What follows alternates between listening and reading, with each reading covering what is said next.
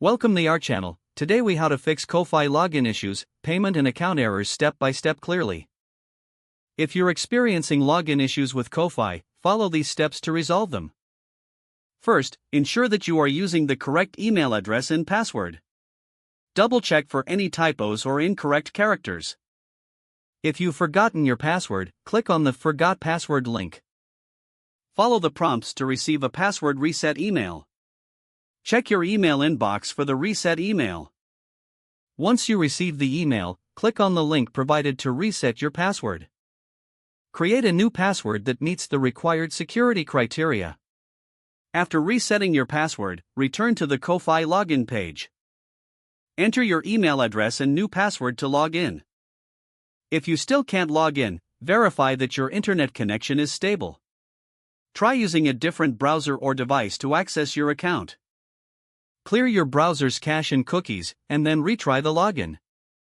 If you are encountering payment errors, check if your payment information is up to date.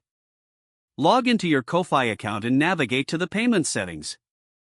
Ensure that your payment method is valid and has not expired. If everything seems correct, try removing the payment method and adding it again.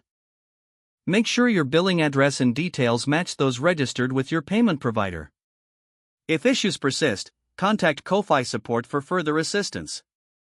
Provide them with details about the error messages you're encountering. Be prepared to share your account information for verification. Follow the guidance they provide to resolve your specific issues. Once resolved, attempt to log back in or process your payments. Keep your account details secure by enabling two-factor authentication if available. Regularly check for updates or notifications from Ko-Fi regarding service disruptions. Reassess your login attempts after making these changes.